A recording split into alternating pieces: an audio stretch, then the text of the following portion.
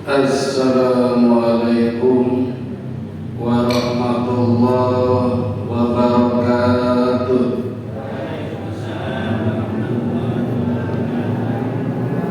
Alhamdulillahi wahdah, shadaqa wa'adah, wa nasara abdah, wa a'azza jundah, wa hazamal ahzab wahdah. La ilaha illallah wa la na'budu illa iyyahu mukhlishina lahuddin walau karihal kafirun. La ilaha illallah wahdahu la syarika lah wa asyhadu anna Muhammadan abduhu wa rasuluhu la nabiyya ba'dah. Syukur, alhamdulillah, Bapak Ibu saudara-saudara, kita masih diberi kesempatan oleh Allah untuk menyisipkan sedikit waktunya untuk mengkaji ilmunya Allah yang tiada habis, walau hanya dikemas dalam satu acara bernama Obama, obrolan agama malam Ahad, yang malam ini saya hanya menggantikan karena Ustadz yang berjadwal ada acara yang lain. Dan kesempatan ini saya akan melanjutkan kisah para nabi yang selanjutnya. Setelah kemarin saya sampaikan Nabi Syuaib adalah Nabi Ayub alaihi salatu wassalam. Kisahnya tidak panjang karena di dalam Al-Quran nama Ayub hanya disebutkan 4 kali saja. Berbeda dengan Nabi yang lain, Nabi Yusuf 12 kali, Nabi Ishaq 16 kali, Nabi Yakub 26 kali, Nabi Lut 27 kali, Nabi Ibrahim 69 kali. Nabi Ayub hanya 4 kali di 4 surat, yaitu surat An-Nisa ayat 163, surat Al-An'am ayat 84, surat Al-Anbiya ayat 83, dan surat Shad ayat 41. Namun sebelum sampai kita kaji ayat-ayat yang ada di dalam Quran, sekedar meninjau genealoginya, Nabi Ayub memiliki nasab yang cukup baik, walaupun domirnya bukan seorang nabi. Nasab urutan silsilah keluarganya cukup bagus, tapi domirnya bukan nabi. Domir itu orang tua langsung di atasnya atau bapaknya, itu namanya domir. Berbeda dengan nabi-nabi yang lain, ada yang nasabnya sangat bagus, bapaknya, simbahnya nabi, sampai anak cucunya juga nabi, itu nasabnya bagus. Kalau Nabi Ibrahim, domirnya juga kurang bagus, kan bapaknya Azar, pembuat patung berhala. Tapi nasabnya kalau diluruskan sampai ke Nabi Nuh alaihi salatu wassalam. Sama dengan Ayub. Ayub itu anak dari Al-Is atau Al-Ais atau Eso. Eso itu kembarannya Nabi Yakub. Eso dan Yakub itu punya bapak namanya Nabi Ishak. Nabi Ishak itu adiknya Nabi Ismail, selisih 4 tahun. Ismail dan Ishak sama-sama anaknya Nabi Ibrahim alaihi salatu wassalam. Jadi Nabi Ibrahim yang sangat masyhur Banyak dikisahkan memiliki dua istri. Istri pertama bernama Sarah, istri kedua bernama Hajar. Yang melahirkan dulu Hajar, putranya bernama Ismail. 4 tahun kemudian Sarah melahirkan anaknya bernama Ishak. Ismail anaknya 12, tapi tidak dikisahkan secara detail. Ishak, Nabi Ishak anaknya 2, kembar, Ais dan Yakub. Nah, ini juga dalam berbagai kitab jadi masalah yang seperti sudah pernah saya sampaikan. Sulungnya adalah Ais, Yakub adiknya. Tetapi terjadi masalah, berebut menjadi anak pertama, kemudian ditukar dengan harta seberapa kesukaan Ais. Yakub menjadi anak pertama, Ais kedua. Lepas dari itu, yang menjadi nabi adalah Yakub, Ais tidak menjadi nabi.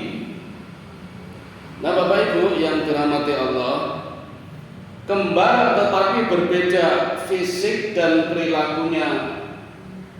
Kalau Yakub badannya tidak terlalu besar, kecil, sehingga ketika melakukan perjalanan jauh, hijrah dari Palestina menuju tempatnya pamannya Syekh Laban, tidak sanggup melakukan perjalanan di siang hari.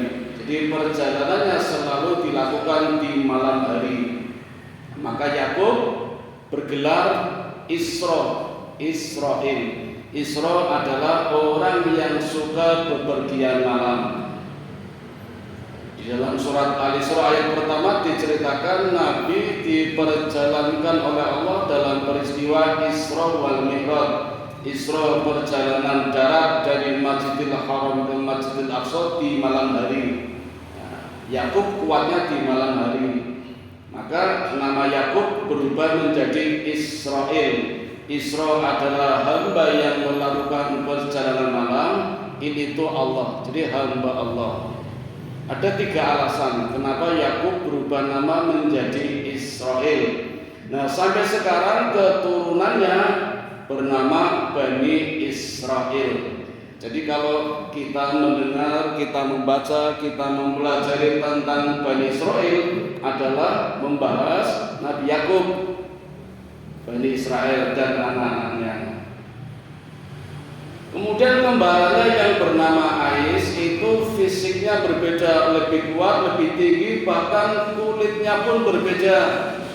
Kulitnya agak kekuning-kuningan, bulunya merah, jadi badannya berbulu, warnanya merah. Nah, keturunannya sampai sekarang adalah di daerah Romawi, Rum. Nanti ada di dalam Quran surat Rum, Hulifatur Rum.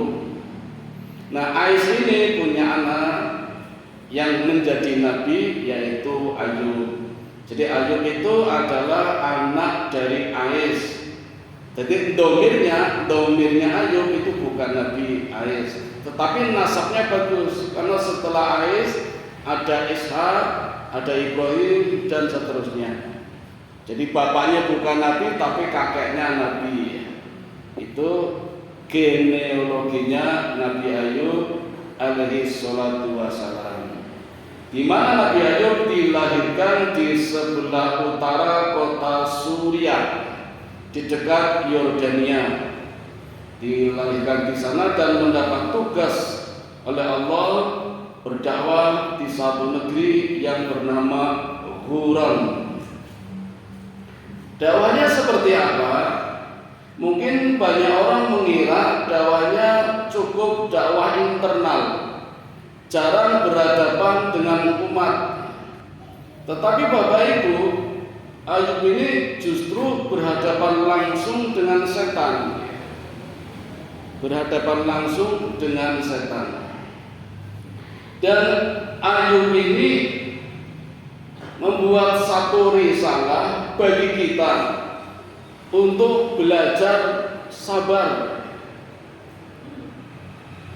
Karena Ayub ini mendapat gelar dari Allah imamun sabirin, orang yang paling sabar, imamnya orang-orang sabar, pemimpinnya orang-orang yang sabar. Dan menjadi risalah bagi siapapun yang ingin belajar menjadi orang yang sabar. Orang yang sabar seperti apa? Orang yang sabar ketika ditimpa musibah yang diberikan oleh Allah, bukan musibah karena ulahnya sendiri. Ini berbeda ya. Nabi Ayub ditimpa musibah, diberikan oleh Allah musibahnya, bukan permintaannya sendiri, bukan perilakunya sendiri. Dan Allah memberikan musibah kepada Nabi Ayub pun itu atas permintaan setan. Luar biasa Pak. Setan saja minta dikabulkan, masa kita yang bukan setan tidak dikabulkan? Jadi itulah kasih sayang Allah. Setan saja minta dikabulkan, masa kita yang bukan setan, kita sholat setiap hari, puasa, zakat, haji, masa berdoa nggak dikabulkan? Kalau kita sudah sholat, kita sudah haji, zakat, infak, sedekah, puasa, ada doa kita yang tidak dikabulkan, pasti ada yang salah dengan doa kita. Yang setan saja dikabulkan. Apa sih permintaan setan? Di setan ini membuat skenario. Marilah ceritanya. Karena Nabi Ayub adalah nabi yang diberikan kenikmatan oleh Allah, kenikmatan yang sangat luas, sangat banyak. Anaknya saja banyak. Dalam satu riwayat anaknya 12. Dalam riwayat lain disebutkan anaknya 26. Putrinya 3, Yemina, Krenhaku, sama Kenzia. Jadi laki-lakinya 23. Itu anaknya Nabi Ayub. Zaman dulu orang kalau punya banyak anak senang ya Bapak Ibu, apalagi jadi semua. Jadi prinsip dulu banyak anak banyak rezeki, benar. Makanya kemarin saya Idul Kurban dapat 5 girit Pak. Koncoku mari kok 5 aku mau 1. Aku gampang jawabane. Anakmu piro? 1. Ah ya 1 kok. Mosok anak 1 jaluk 5. Aku 5 wajar anakku 5. Rasa nek pengen 5 ya tambah anaknya. Saya punya teman di Bantul guru Pak. Namanya Bapak Baidowi. Boleh saya sebut namanya karena bagus ceritanya ini. Anaknya 10. Yang ragil baru saja wisuda dan langsung diterima di dinas pajak. Yang gajinya 2 digit BUMN. Ini nanti Idul Fitri liburan kumpul bareng Pak. 10 anak itu luar biasa. Apalagi tiap bulannya ada yang ngirimi 1 juta, ada yang 500.000, ada yang 2 juta. Nah, anak 10 piro Pak? Kipas-kipas Pak. Alhamdulillah belum lama almarhum Pak. Tapi di pas umroh. Jadi sudah insya Allah husnul khotimah. Anaknya jadi semua, terima beres. Sudah jadi semua kan nggak ada masalah. Apalagi meninggalnya ketika umroh, insya Allah husnul khotimah. Itu teman saya. Jadi nggak usah khawatir, insya Allah Allah jamin rezekinya. Daripada anaknya 2 ning ora beres kabeh. Wonten lho anake 2 ora beres kabeh. Ditakoni tonggo, nek anake teng pundi yo? Nika teng polsek. Kok penak yo gajine gede, gaji apa dipenjara kabeh kok. Siji nyabu, siji kletheh.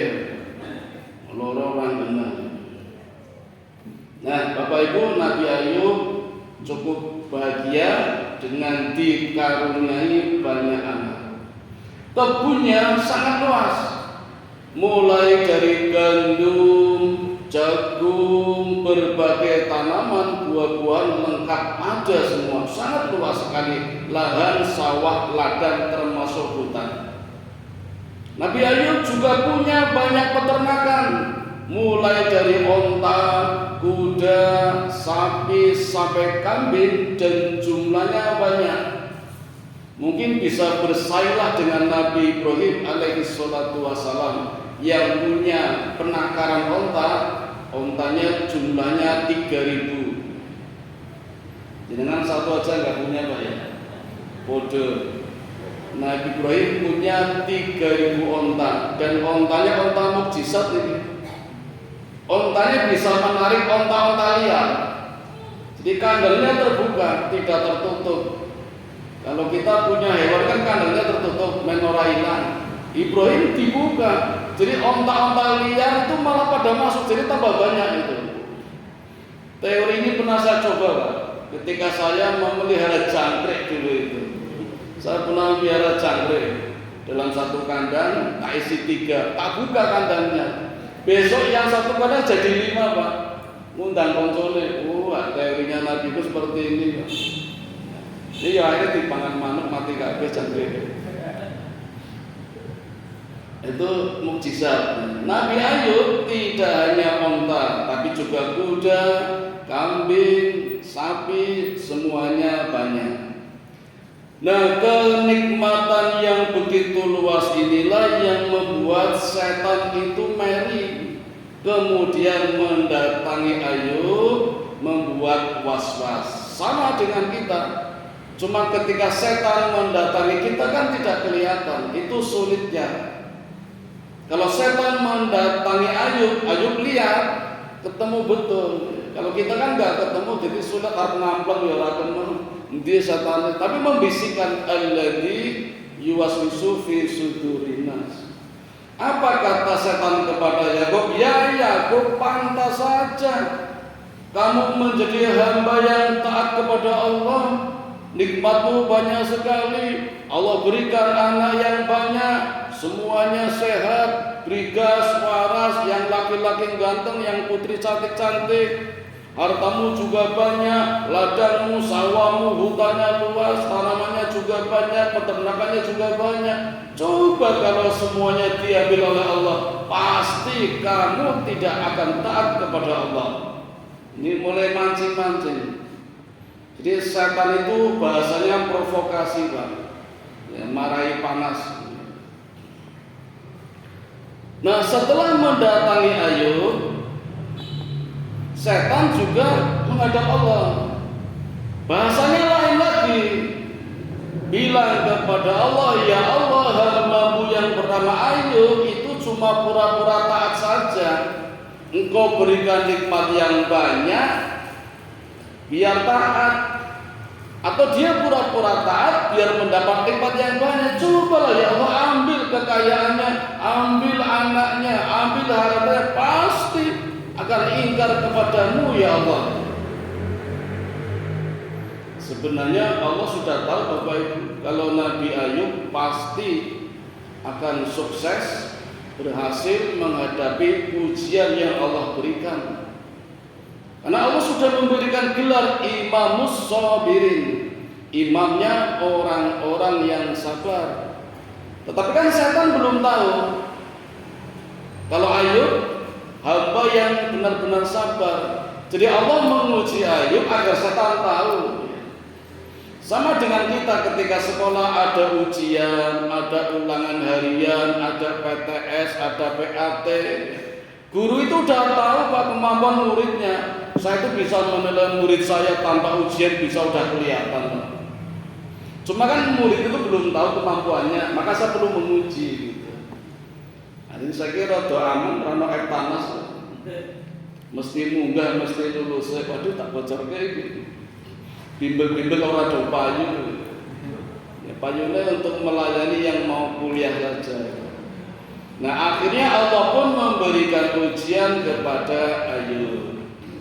Nah, Bapak Ibu, sebelum lanjut lebih jauh, saya kebetulan membawa Al-Quran supaya tidak penasaran. Kemarin di Masjid Al-Hikmah saya ditanya itu, Bapak kerja di mana? Ngajar Pak. Tenggundi SMK 1 Kementerian. Ngajarnya agama? Bukan, akuntansi.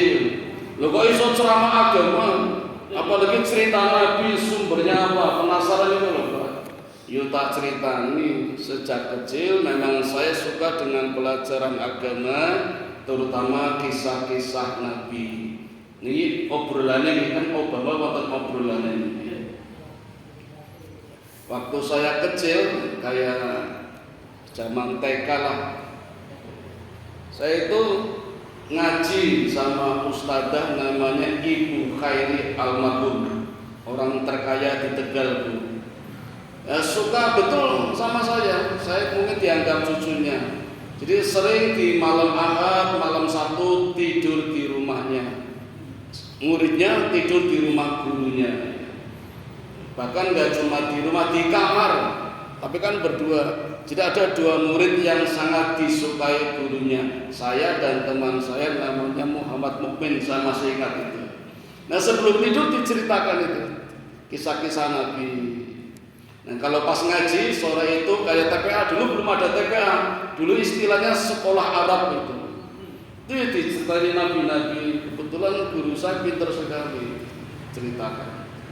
Ibu saya juga begitu, setiap malam sebelum saya tidur perutnya di minyak kayu putih. Dulu mereka gajah, sekarang enggak ada ya, botolnya pakai beling itu.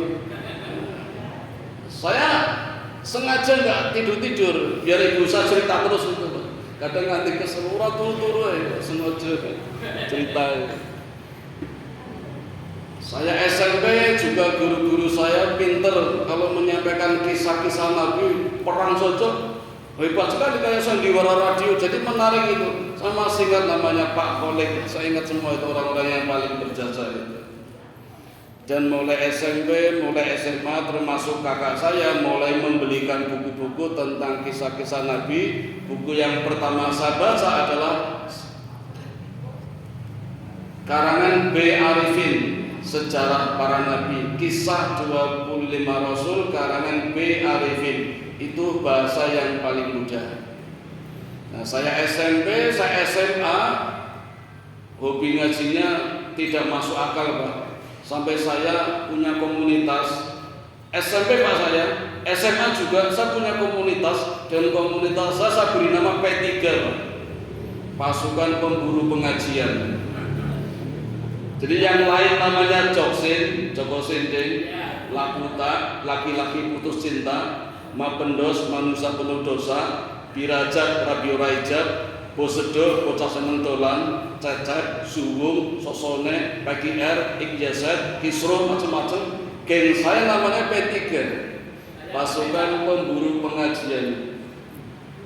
Di Tegal itu ada 100 masjid.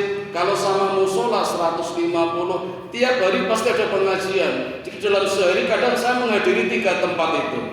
Mulai dari asar, maghrib, isya, subuh juga seperti 4 itu. Sama teman-teman saya, sama si SMP, sama si SMA, hobinya sudah mengaji seperti itu. Apalagi kalau kajian kita, saya senang sekali ada kitab Bulughul Maram, kitab Riyadhus Shalihin, Minhajul Mu'minin. Yang paling sulit kitab Nailul Athar, itu masalah hukum, tidak cuma fikih tapi hukum.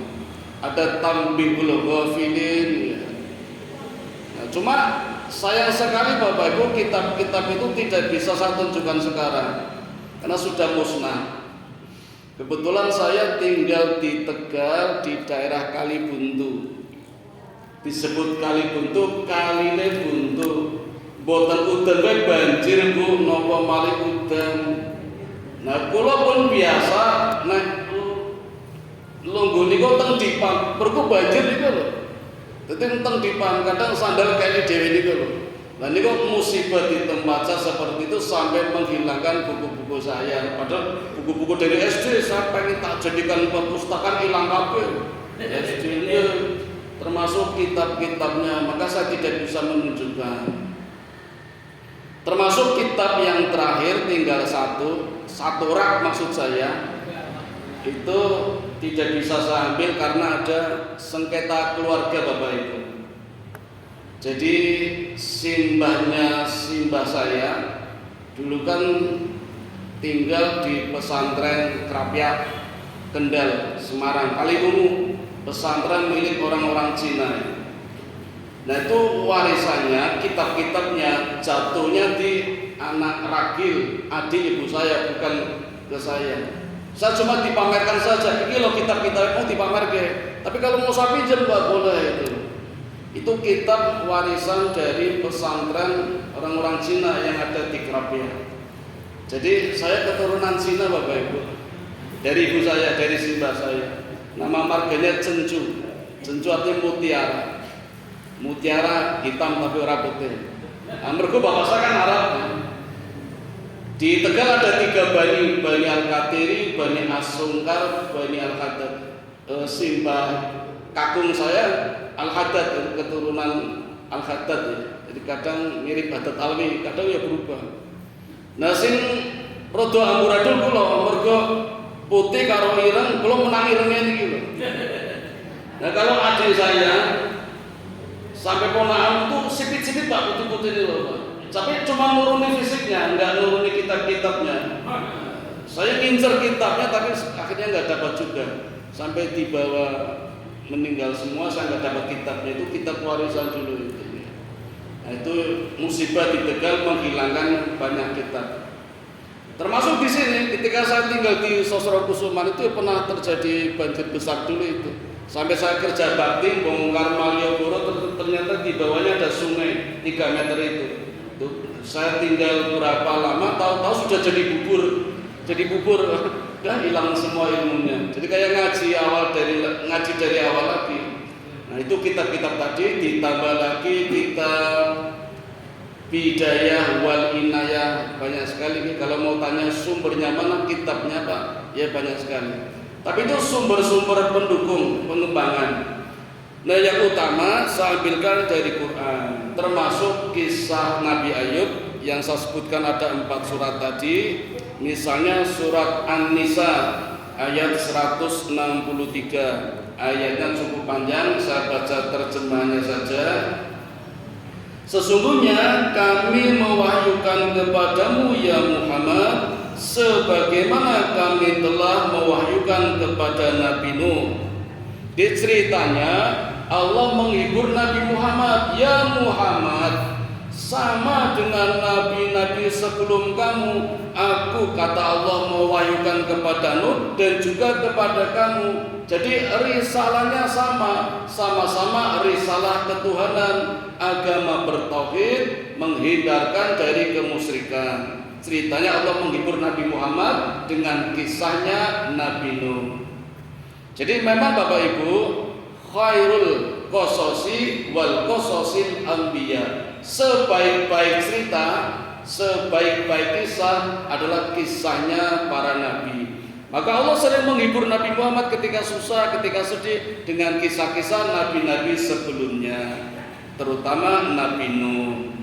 Dan juga mewahyukan kepada nabi-nabi setelahnya, maksudnya setelah Nabi Nuh, yaitu Nabi Ibrahim, Nabi Ismail, Nabi Ishak, Nabi Yakub, dan anak cucunya Isa, Ayub, Yunus, Harun, Sulaiman. Nah, dan kami telah memberikan kitab bernama kitab Zabur kepada Nabi Daud. Dengan demikian Bapak Ibu, nama-nama yang disebut tadi di dalam surat An-Nisa ayat 163 benar-benar nabi dan rasul, tidak diragukan lagi. Karena yang menyebut adalah Allah, termasuk Nabi Ayub alaihi salatu wassalam. Karena nanti dalam perjalanannya ada yang ragu, apakah Ayub benar-benar nabi? Jawabannya ini. Itu sumber yang pertama, nama Ayub disebut dalam Quran sebanyak 4 kali. Yang pertama di dalam surat An-Nisa, surat yang keempat ayat 163. Yang kedua, nama Ayub juga disebut di dalam surat Al-An'am ayat 83, yang artinya dan itulah keterangan kami, kata Allah, yang kami berikan kepada Ibrahim untuk menghadapi kaumnya. Kami tinggikan derajat siapa yang kami kehendaki, Sesungguhnya Tuhanmu Maha bijaksana, Maha mengetahui. Dan kami telah menganugerahkan Ishak dan Yakub. Ya, ini yang dulu dikisahkan Nabi Ibrahim kedatangan 3 tamu yang ternyata 3 malaikat. Malaikat Jibril, malaikat Mikail, malaikat Israfil. 3 malaikat yang bertamu kepada Nabi Ibrahim memberikan 2 kabar, kabar gembira dan kabar kurang gembira. Kabar kurang gembira sudah pernah saya sampaikan, yaitu 3 malaikat ini hendak menghancurkan kaumnya Nabi Lut, kaum Sodom. Nah, kabar gembiranya Allah akan memberikan keturunan, menganugerahi Nabi Ibrahim kepada istri yang pertama, yaitu Sarah, anak bernama Ishak dan Yakub. Dulu pernah saya sampaikan di bulan Ramadan. Bayinya belum ada, Allah sudah menyebutkan nanti akan lahir seorang nabi bernama Ishak. Bahkan gak cuma Ishak dan Yakub. Nah, ternyata ada di dalam surat ini. Surat Al-An'am ayat 84. Allah sudah menyebut namanya. Nanti anaknya bernama Ishak dan Yakub. Kepada masing-masing telah kami beri petunjuk, dan sebelum itu kami telah memberi petunjuk kepada Nuh, laki-laki Nuh laki, tidak Nabi Adam.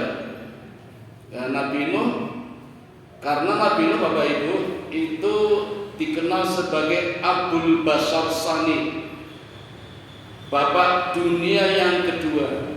Kenapa Nabi Nuh?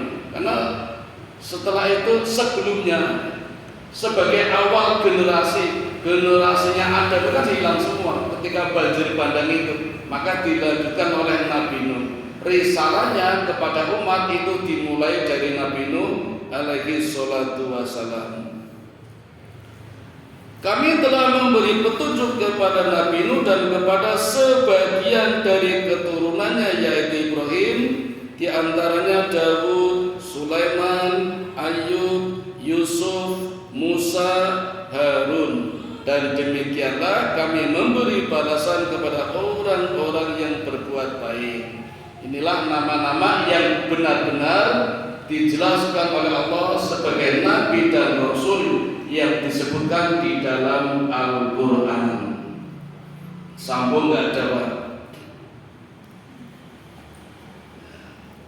Dua nih, saya tambah lagi ini.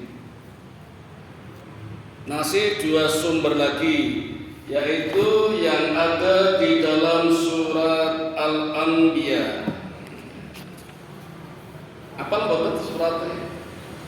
Yang pertama An-Nisa ayat 163, yang kedua Al-An'am ayat 84. Nah, sekarang yang ketiga surat Al-Anbiya ayat 83. Dan ingatlah kisah Ayub. Nah, mulai fokus ini. Tadi kan hanya menyebutkan banyak nabi untuk menegaskan kalau Ayub adalah nabi, sama dengan nabi-nabi lain. Nah, sekarang mulai fokus ayat 83 dari surat Al-Anbiya. Dan ingatlah kisah Ayub ketika dia berdoa kepada Tuhannya.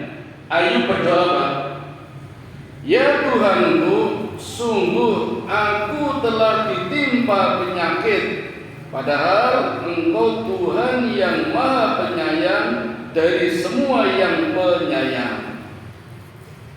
Ini ayat 83 menjelaskan kalau Nabi Ayub berdoa kepada Allah, curhat kepada Allah, kalau Nabi Ayub ditimpa musibah berupa penyakit. Musibah apa? Penyakit apa? Dari mana? Nah, jawabannya ada di surat Shad.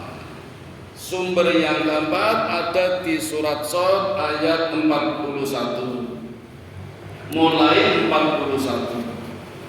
Dan ingatlah akan hamba kami Ayub ketika dia menyeru Tuhannya, sesungguhnya aku diganggu setan dengan penderitaan dan bencana. Nah, ini ulahnya setan, Pak. Jadi setan akan datang kepada siapa saja yang dikehendaki setan. Nah, kasih bocoran nih. Siapa yang menjadi sasaran setan? Bapak Ibu, setan biasanya datang kepada seseorang ketika sedang lengah dan lelah. Maka hati-hati ketika lelah, jangan sampai lengah. Capek sekali, sakit, panas, demam, sampai mengigo. Ketika sendirian, malam hari sepi, sunyi, di belakang, di pojok-pojok itu tempat yang disukai setan. Ki boten medeni sing buri lho niki lho. Di tempat-tempat suwung, pohon besar, batu besar, memang tempatnya dia. Dan kita memang nggak boleh takut, tapi ya siap-siap saja kalau kita mendatangi tempat seperti itu, karena memang tempatnya dia. Jadi kadang merasa terganggu pula dia oleh kita, maka dia pun berhak mengganggu kita, punya hak mengganggu kita. Nah, yang paling unik ketika membisikkan kepada kita, ketika kita dibisikkan dengan was-was, maka akan terjadi, orang sering bilang sugesti, jangan-jangan gegek, terjadi beneran. Maka Nabi mengajarkan kepada kita ketika kita punya was-was, termasuk lagi sholat pun, boleh kita meludah 3 kali ke kiri. Ini yang delok-delok kirinya sapa lewat jamaah ya ora didoni. Saya dulu sering memperhatikan simbah saya ketika sholat, sering meludah ke kiri. Nanti tak tilihi sore pasirnya kebaik dulu. Mesti pakai cepon itu loh Pak, keranjang pakai bambu, isinya pasir tak tilihi itu cok. Simbah yang sholat itu sebelah kiri. Ngopo ya Mbak, ayo diganggu setan terus. Di malu rumah kuno, rumah peninggalan Jepang dulu untuk latihan tentara Jepang dulu. Si bahasa dulu penjahit baju tentara Jepang untuk langganan itu. Dan untuk bersembunyi tentara, maka di rumah Tegal itu ada 5 yang tunggu itu. Jadi kalau datang itu merinding, kalau yang tidak biasa merinding. Yang paling depan namanya Yusuf Pak, tingginya 7 meter itu. Saya sampai apal saya itu. Yang di kamar saya itu kecil, dulu paling masih gede, masuk orang gede-gede. Ada 5 itu. Itu jin ya, jadi berbeda dengan setan. Sekarang sudah saya lepas semua, saya nggak mau berurusan karena mereka ternyata punya pamrih Pak. Jadi maka Nabi melarang kepada kita untuk berteman, untuk bersahabat saja tidak boleh, karena mereka punya pamrih. Sebaik-baiknya jin pasti punya pamrih, mesti, nggak ada yang tanpa pamrih, nggak ada yang ikhlas itu jin, apalagi setan, apalagi iblis. Nah, yang mendatangi kita dengan keburukan itu namanya setan. Nih kalau jin saja kadang masih baik, nih usil itu bedo nih loh, bedo, apa ini bedo? Ya Pak Bruni bedo bojone jawil-jawil, kan apa ini bedo nih loh. Girisane niku lho. Tapi nek setan pasti datang dengan keburukan, mulai dari pikirannya, benak kita diganggu, termasuk Ayub juga diganggu dan curhat kepada Allah, ya Allah sesungguhnya aku sudah didatangi setan, diganggu dengan musibah dan bencana. Apa musibahnya? Hari pertama Bapak Ibu, musibah yang Allah berikan atas permintaan setan agar setan tahu kalau Nabi Ayub adalah nabi yang paling sabar, itu dimatikan semua. Hewan ternaknya mati semua, mulai dari onta, sapi, kuda, kambing mati semua. Tidak dijelaskan dalam kisah ini terus naik mati kabeh ngubure piye, tidak dijelaskan. Jadi hanya disebutkan, diceritakan hewan piaraannya, ternaknya musnah semua. Itu hari pertama. Ini risalah bagi kita Bapak Ibu. Allah memberikan pelajaran dari kisah Yakub, mengajarkan kepada kita untuk siap-siap dan sabar bila kita punya peternakan semuanya hilang diambil oleh Allah. Contohnya Ayub, ontanya hilang semua, sabar. Kudanya hilang semua, sabar. Sapinya hilang semua, sabar. Kambingnya hilang semua, sabar. Jadi kalau kita hanya kehilangan ayam saja, kenapa nggak sabar? Ayamnya hilang sisi di corong tanggung, muri-muri lapor ke polisi. Tapi Ayub nggak cuma ayam. Udah ikhlaskan saja, nggak apa-apa kalau cuma ayam. Saya punya teman Pak Guru, tinggal di dekat UMY Terpadu sebelah selatan pojokan. Itu ayamnya ratusan Bu. Boten di kandang, mung ditutupi tenda biru terpal. Kalau naik mlebu dikira makane kroyong niku. Kono ngenduk dadi kabeh. Berkah Bapak Ibu, ra di kandang. Jenengan teko njupuk 5 monggo njupuk 10 monggo. Wong apik ikhlas Pak, ajeng mriku. Ning nek ngejak kula mboten pernah njaluk terus. Malah tambah banyak itu. Enggak di kandang, ning ayam kate. Kadang ijol-ijolan kali kula kampung ijolan kate. Jagone ijolan kate kan menghiasan to Pak.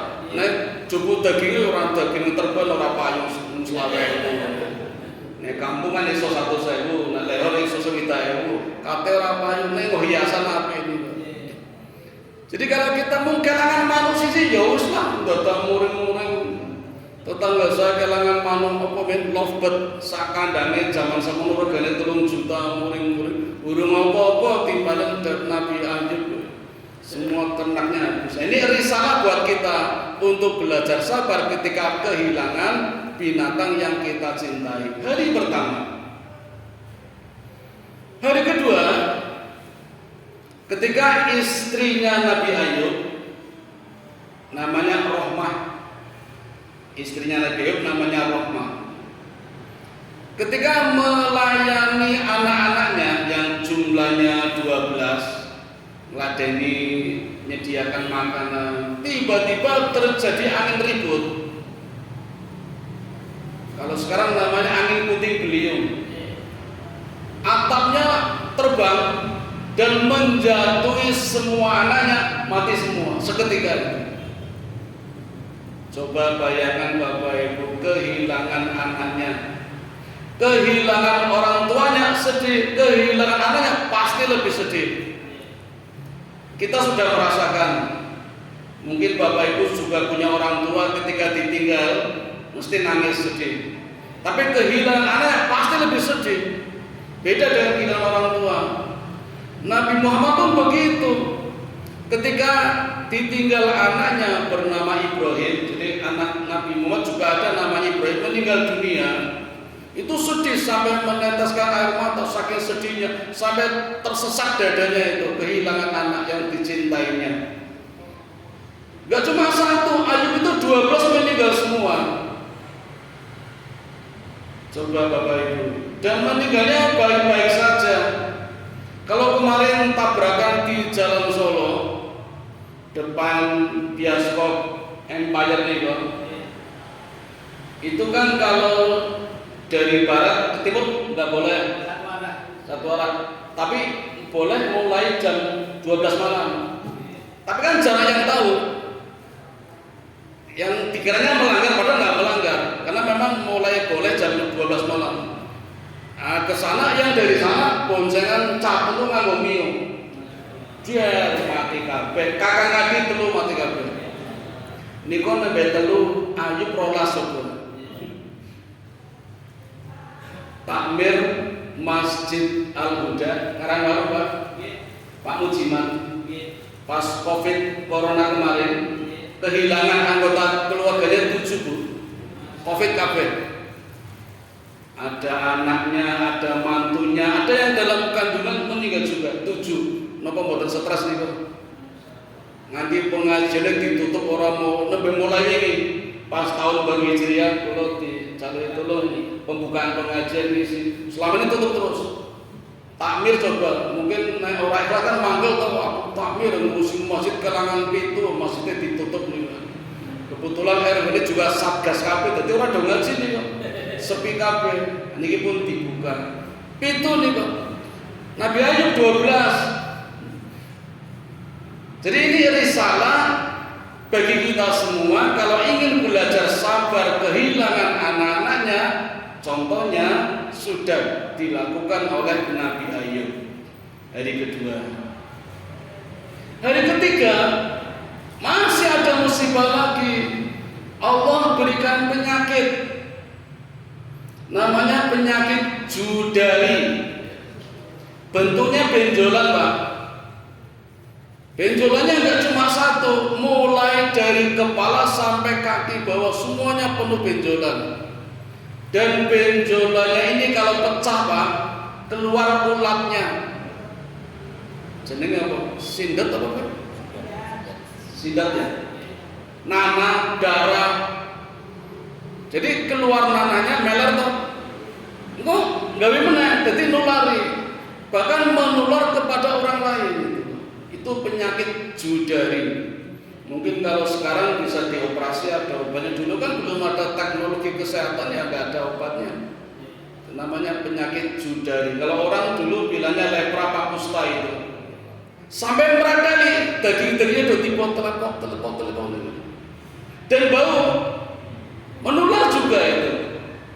Maka semua orang menghindar semua. Hanya 3 orang yang masih berada di sekitar Nabi Ayub. 1 istrinya, yang 2 temannya. Bapak Ibu, kalau orang sakit, ya memang sakit deh. Tapi akan lebih sakit ketika ditinggal orang-orang yang terdekat. Mungkin kalau sakitnya sehari, 1 minggu, 1 bulan, masih banyak yang nengok dan senang ketika ditengok. Tapi ketika sakitnya sampai bertahun-tahun, masa mau nengok tiap hari, mau sarap nyumbang terus. Coba Ibu, jenengan teng kampung, napa teng kantor, duwe kanca, mondok bola-balik, mau sarap nyumbang terus. Ya mikir-mikir, Nabi Ayub Bu, sakitnya itu enggak sehari, enggak sebulan, enggak setahun. Pinten Bu?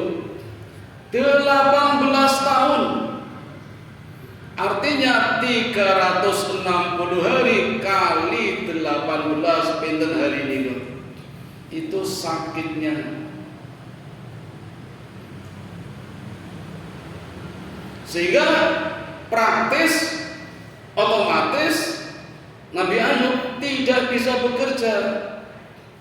Gelepar, ambruk, tepar tempat tidur. Sampai ketika hendak buang hajat saja harus digendong oleh istrinya. Dan istrinya harus bekerja karena Ayub sudah tidak bisa bekerja. Dagingnya meradali ya. Enggak bisa bayangkan dagingnya meradali, keluar nanah, keluar ulat, baunya. Nggak ada orang yang mendekat. Waktu belum parah masih ada yang menengok, tapi ketika sudah tidak ada yang menengok, itu justru menjadi lebih sakit lagi. Maka hiburan bagi orang yang sakit ketika kita bisa menengok. Tapi kan nggak selamanya menengok. Kalau suwe orang mari-mari jelas dewe itu nih.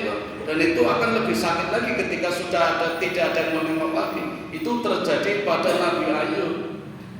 Sudah tidak bisa bekerja, akhirnya yang bekerja istrinya. Lebih menyakitkan lagi Bapak Ibu.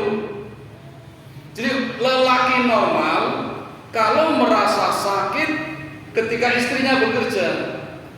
Karena istri bekerja bukan kewajibannya, kewajibannya suami. Nabi Ayub itu merasa tambah sakit ketika tidak bisa bekerja dan yang bekerja istrinya. Walaupun Allah menghibur, ya Ayub, aku berikan 2 pahala untuk istrimu. Karena istrimu sudah berlaku, sudah berfungsi seperti suami, mencari nafkah, menghidupi keluarga, sementara kamu sudah tidak bisa apa-apa. Allah menghibur, tapi Ayub malah lebih sakit lagi karena merasa tidak mampu, merasa lemah. Walaupun istrinya mendapatkan 2 pahala. Ngaten Bu nggih? Nek jenengan kerja teng kantoran, berdagang, jual beli, dapat penghasilan untuk keluarga, itu pahalanya 2, malah ngalahke lanang itu. Padahal tidak wajib. Nek boten kerja boten dosa kok Bu. Nek kerja mendapatkan 2 pahala, 2 kalinya suami. Nah, suami yang normal akan sakit sesak dadanya ketika tidak bisa bekerja, yang bekerja malah istrinya. Itu terjadi pada Nabi Ayub sampai dadanya sesak. Dan istrinya Ayub bekerja ini bisa bekerja kalau nyamar, Pak. Kalau nggak nyamar nggak bisa. Karena kerjanya juga kerja sembarangan, nggak profesional kayak zaman sekarang. Bantu orang, nawarkan, ada nggak asal-asalan, kalau ada tak asai, ada nggak binatang yang belum dikasih makan tak kasih makan, ada nggak rumah yang kotor tak sapu. Jadi cuma tiap hari nembung, nebeng kalau ada, setelah selesai bayaran, bawa pulang, kasihkan. Nabi Ayub disuapi makanan, cuma itu pekerjaan itu pun nyamar. Karena kalau tidak nyamar konangan, dan takdir Allah pun menghendaki konangan.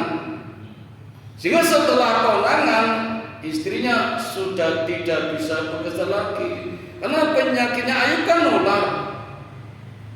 Kalau orang tahu istrinya kerja, ini mesti bawa virusnya Ayub. Saya jadi teringat virus corona ini, jangan-jangan ya sekarang namanya corona mungkin ini. Mergora ketok ini loh, gampang nularin ini loh.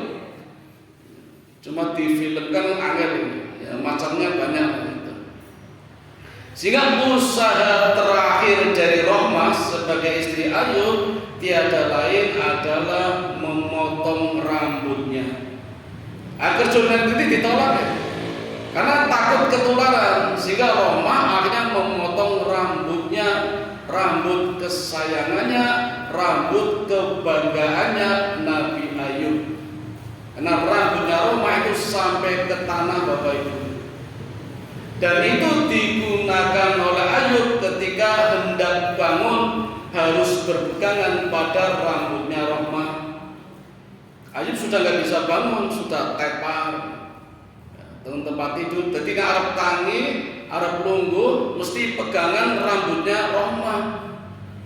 Nah, rambutnya dipotong, dijual Bapak Ibu, karena sudah nggak ada pekerjaan.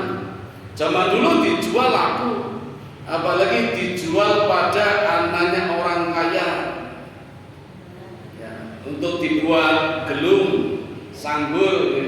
Zaman dulu sudah ada. Dan dulu di zaman Ayub boleh ada risalah, boleh menjual rambut. Dulu boleh, syariatnya Nabi Ayub. Sekarang nggak boleh ya. Jadi haram hukumnya menjual rambut. Dalam hadis, mohon maaf ya, haram juga bagi wanita untuk menyambung rambut. Berarti gelung nih Pak. Kita prihatin kadang banyak acara yang mengharuskan wanita menyambung rambut, pakai gelung, pakai konde. Dulu boleh di zaman Nabi Ayub, di zaman Nabi Muhammad tidak boleh. Itu namanya muhayyar. Musayarnya rambut keriting, panjang, pendek, hitam, coklat, itu musayar. Tapi ketika muhayyar seperti itu, untuk apa sih tidak pakai gelung ya? Kan syariatnya pakai jilbab, hijab. Kalau sudah pakai jilbab, jilbab sama hijab kan nggak perlu pakai gelung. Sama dengan gigi ya. Di zaman Nabi orang pada suka merenggangkan gigi ya. Entah alasannya kenapa.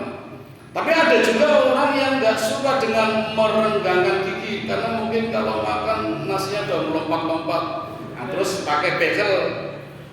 Gigi itu musayar, pakai bekel muhayyar. Boleh apa tidak? Alasan awalnya kalau hanya biar memudahkan ketika makan boleh. Tapi mulai tidak boleh, mulai haram pakai bekel ketika mulai pamer gigi. Main giginya ape nganggo bekel warnanya hijau, abang, malah model itu.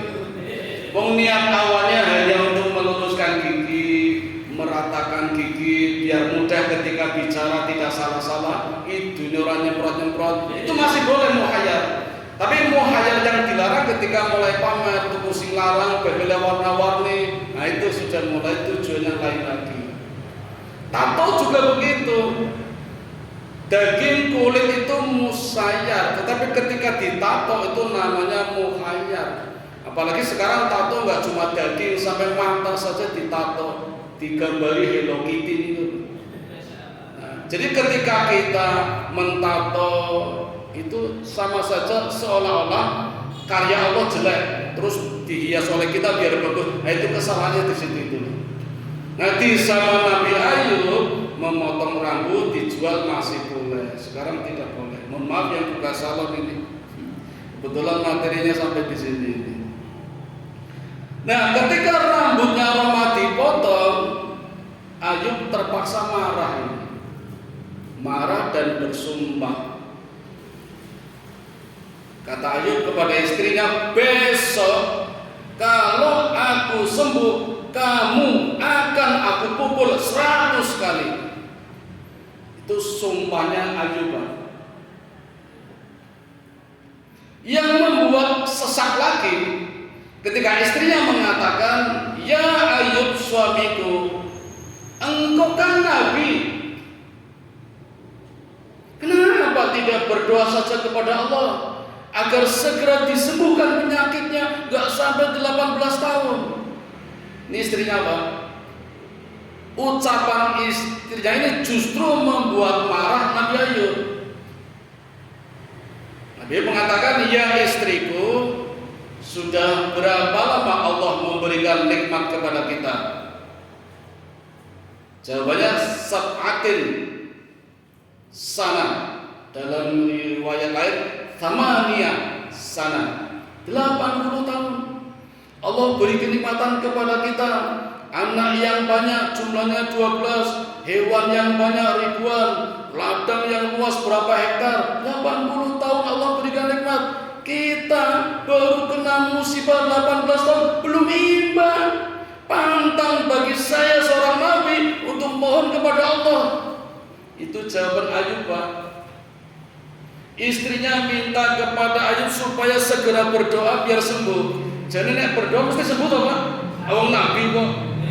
Tapi Ayub gak mau. Ayub merasa baru 18 tahun musibahnya, padahal nikmatnya sudah 80 tahun, jadi masih kurang berapa itu? Karena pengen imbang ya, sama-sama 80 tahun musibahnya. Itu jawaban Ayub itu. Kan gak ada orang yang seperti Ayub seperti ini. Yang ada kebalikannya. Oke, pusing sedino bikin status nang WA. Mumet ya aku. Aduh, tensi korong ngatus. Aku ora ngaji ya, tensi korong ngatus. Akhir tensi 200. Nek Roman dulu Ayub apa ya tensine 200, 400 mungkin. Aduh keteng kula ora. Gatel aku ora ngaji ya ora ya ngajine ya. Ora penak iki awakku. Akhir sanyut sedina wae rumono. Ayub 18 tahun kalau mau. Jadi kita itu kadang sering menjadi orang yang paling susah, orang yang paling sengsara, orang yang paling sakit. Seringnya begitu, padahal belum ada apa-apanya itu. Isinya mengusambat, mengeluh terus. Tetapi Bapak Ibu, ucapannya rahmah inilah yang menjadikan titik balik kesembuhan dari Nabi Ayub. Bagaimana bisa sembuh? Jadi usaha terakhir Roma setelah memotong rambut, membuat Ayub marah, ucapannya rahmah agar Ayub berdoa, membuat dadanya Ayub menjadi sesak. Kemudian istrinya kan serasa dimarahi, kemudian berpamitan. Ayub diantar dulu untuk buang hajat, buang hajat diantar dulu. Sementara istrinya pergi, juga sama-sama buang hajat. Ini keistimewaan Nabi Ayub Bapak Ibu. Seperti Ali bin Abi Thalib ya. Kalau Ali bin Abi Thalib, Sayyidina Ali itu mendapat gelar karramallahu wajhah, orang yang tidak pernah melihat kemaluannya sendiri. Sini nggak ada, mesti delok kabeh. Ali bin Abi Thalib itu orang yang tidak pernah melihat kemaluannya sendiri, maka bergelar karramallahu wajhah. Nabi Ayub gelarnya apa? Tidak pernah mandi bersama istrinya. Jadi orang tahu delok-delokan itu. Aku reso bayangke piye sarane itu. Jadi Ayub itu orang yang pemalu. Memang diantar ke kamar mandi, diantar buang air, tapi setelah itu ditinggal, nggak mau ditungguin. Aku dewe izin. Jadi punya sifat pemalu dengan istrinya itu. Aku rasa bayangin. Malam pertama piye ngono ora delok-delok ini. Tapi inilah kisahnya seperti itu. Nah, ketika istrinya mengantar Ayub buang hajat, istrinya juga pergi buang hajat, lupa. Jadi orang teko-teko. Ayub sudah selesai. Biasanya dijemput, kalau bahasa kita wis rampung, tapi orang teko-teko. Sampai punya pikiran jangan-jangan karena saya marah tadi, saya sumpah Rahmah meninggalkanku. Nah, akhirnya Bapak Ibu, Ayub punya ikhtiar. Ini pun berkat perintah Allah. Jadi Allah berfirman kepada Ayub, hentakan kakimu. Nah, ini pelajaran buat kita, Pak. Jadi kita tidak hanya berdoa. Ini kan Ayub berdoa. Tadi doanya sudah saya bacakan nih. Surat apa tadi? Shot.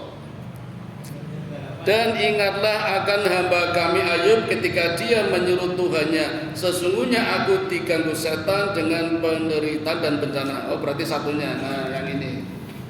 Ayat 83. Dan ingatlah ketika Ayub dia berdoa kepada Tuhannya, ya Tuhanku, sungguh aku telah ditimpa penyakit, padahal Engkau Tuhan yang Maha Penyayang dari semua yang penyayang. Ini doanya Nabi Ayub.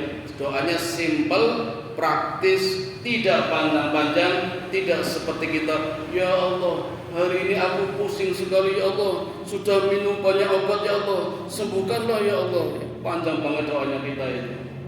Sampai dirinci sakitnya apa saja. Nabi Ayub tidak menyebutkan penyakitnya, cuma menyebut sakit ya Allah, cuma itu aja. Allah sudah tahu, Allah paham. Maka Allah berikan ikhtiar kepada Ayub, hentakan kakimu.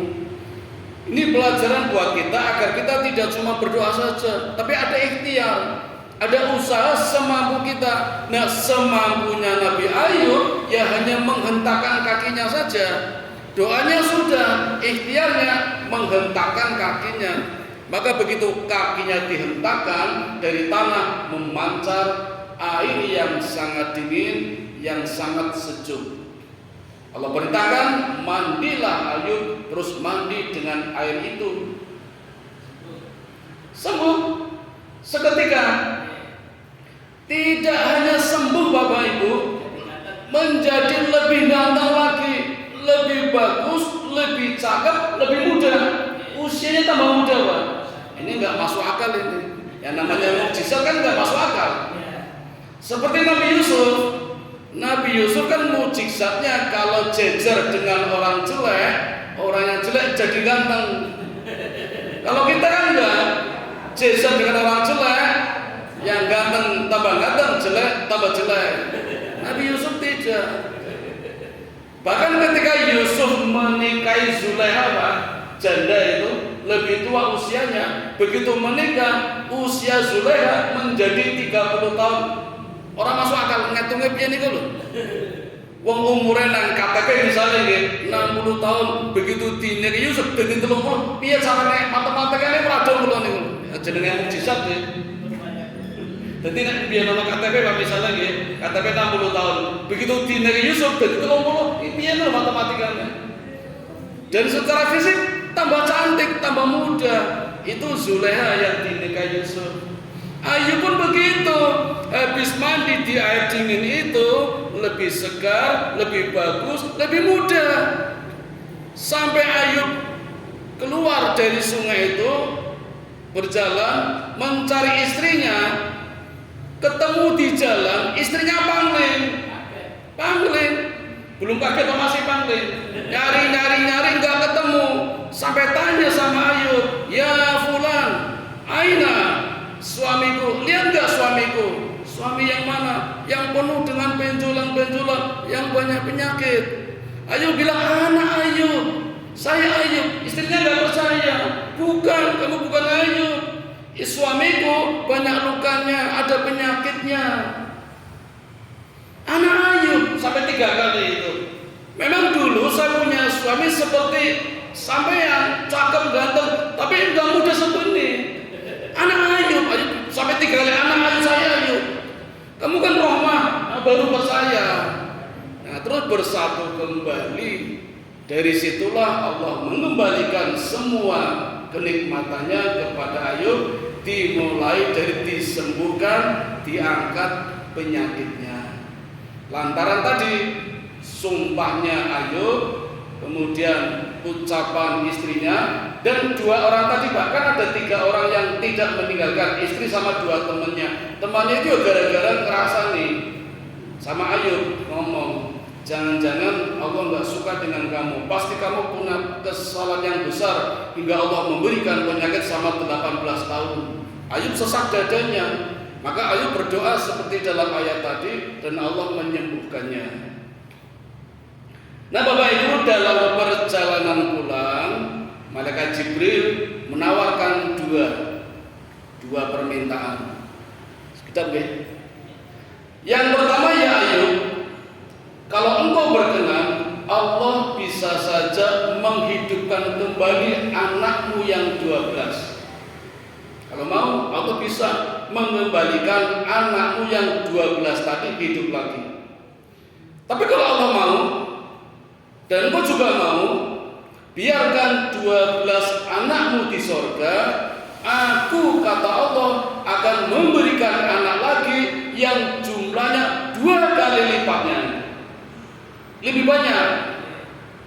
Nek sing ditawarin jenengan pilih pundi Bu? Pertama atau kedua? Ayub milih yang kedua. Jadi anak yang 12 biarkan di sorga. Enak toh? Ati mang durbe urung karuan. Mending di sorga Allah berikan anak lagi yang lebih banyak. 26. Dalam satu riwayat 26. Yang putri 3. Yemina, Kenzia, Keren Habub. Nah, laki-lakinya 23. Tidak disebutkan namanya, tapi salah satunya menjadi nabi, Pak. Namanya Nabi Zulkifli.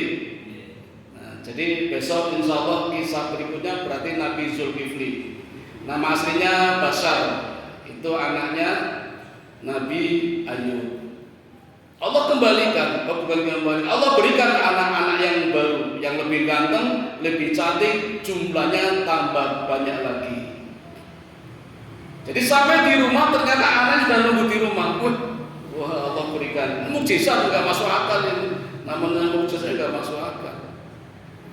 Esok harinya ada kecenderungan ingin menengok halaman rumahnya, kebunnya, peternakannya yang dulu telah hancur. Tiba-tiba Bapak Ibu ketika menengok ladangnya, dari pohon jagung daunnya itu keluar belalang dalam jumlah yang sangat banyak, mungkin ribuan, mungkin jutaan. Ini bukan sembarang belalang, Pak, belalang emas. Di belalangnya dibuat dari emas. Maka apa yang dilakukan Ayub? Ayub membuka kedua tangannya dengan jubahnya, ngandongi semua. Ini emas, Pak, belalang emas. Sampai Allah mengatakan, ya Ayub, apakah masih kurang rezeki yang kuberikan kepadamu? Ayub mengatakan, kalau hanya rezeki cukup ya Allah, tetapi aku butuhkan adalah barokahmu ya Allah. Ini barokah, Pak, belalang emas, Pak. Jangan beli belalang di Wonosari kita juga. Itu sak plastik ya, boten sekilo boten. Jadi nak sekilo 50.000 ya. Iki emas 1 gram kalau di Semar 24 karat 950.000 1 gram. Nah yang ketandang 900.000 20 karat. Sing murah meneh teng niku Keranggan itu 850.000. Sing paling murah bukan 20 karat, karaten yang murah itu. Tiga sagram, nek sekilo piro? Ya kalikan 10 nggih. Itu belalang ribuan jumlahnya. Maka hasil tangkapan belalang emas ini dijual ke pasar. Kaya mendadak lagi, bisa beli onta, beli sapi, beli kambing. Dan satu lagi Bapak Ibu, Allah ingatkan janjinya lewat malaikat Jibril. Ya Ayub, ingat gak dulu ngomong apa? Lupa. Dulu kamu ngomong apa? Besok kalau sembuh kamu akan aku pukul 100 kali.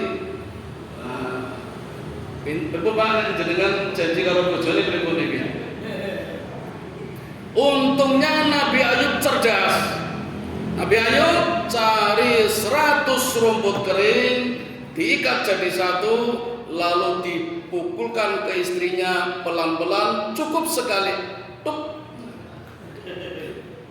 Karena kasihan istrinya 18 tahun melayani, membantu bekerja, cari nafkah, masa mau disakiti naluri suami. Tapi sumpah harus dilakukan. Maka dilaksanakan juga tapi tidak menyakiti. Cukup dengan 100 rumput kering diikat jadi satu, dipukulkan sekali aja, kan sama saja 100. Dan pelan-pelan milih di semua lorong. Ini pelajaran buat kita Bu Pak. Nek Arab marahi anak kita, nyubit, cari daerah yang tidak menyakiti. Jangan kepala, jangan wajah. Biasanya apa Bu? Bokong, dicetot, yang kira-kira tidak menyakiti. Ini pendidikan. Dan pendidikan buat kita juga, jangan sekali-kali bersumpah. Nabi mengajarkan kepada kita, jangan, kalau bisa jangan bersumpah. Karena sumpah itu harus dilunasi. Apapun yang terjadi harus itu. Termasuk Ayub kan harus membayar sumpahnya.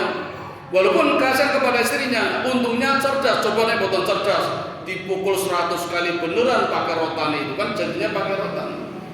Tapi Allah memberikan kemudahan, memberikan keringanan karena jasa-jasa istri seperti itu. Dan satu lagi Pak, perilaku yang baik dari Nabi Ayub.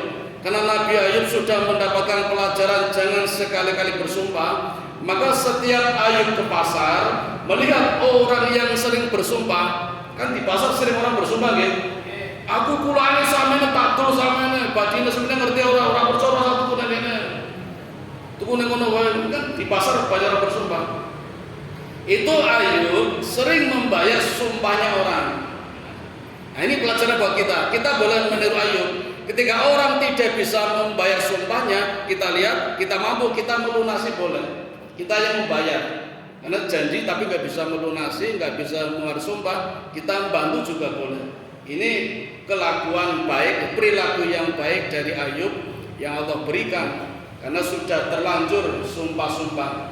Kalau preventifnya kalau bisa jangan sumpah. Tapi kalau terjadi sumpah maka kuratifnya ya harus dilunasi. Nah bagi yang mampu bisa membantu orang lain melunasi sumpahnya ketika bersumpah.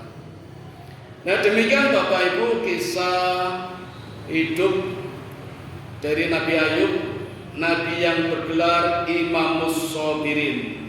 Contoh risalah bagi kita yang ditimpa musibah oleh Allah atas kehendak Allah, bukan musibah atas perilaku kita sendiri. Kan ada nih musibah atas perilaku kita sendiri seperti yang sekarang sedang ramai diberitakan di TV, YouTube dan sebagainya. Kalau Allah memberikan musibah, bagaimana cara mengatasinya? Contohnya adalah Nabi Ayub alaihi salatu wassalam. Mudah-mudahan ada manfaatnya. Saya kembalikan kepada pembawa acara. Assalamualaikum warahmatullahi wabarakatuh. Waalaikumsalam. Baik Bapak Ibu.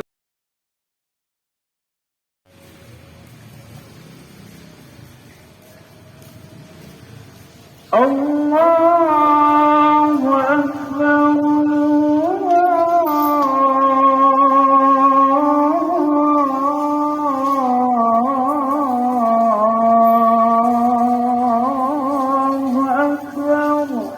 أشهد أن لا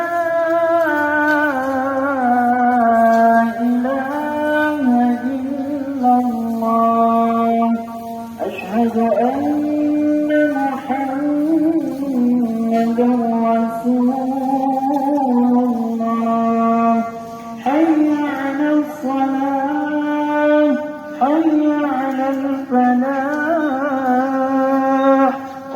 قامت الصلاة قد قامت الصلاة الله أكبر الله أكبر لا إله إلا الله.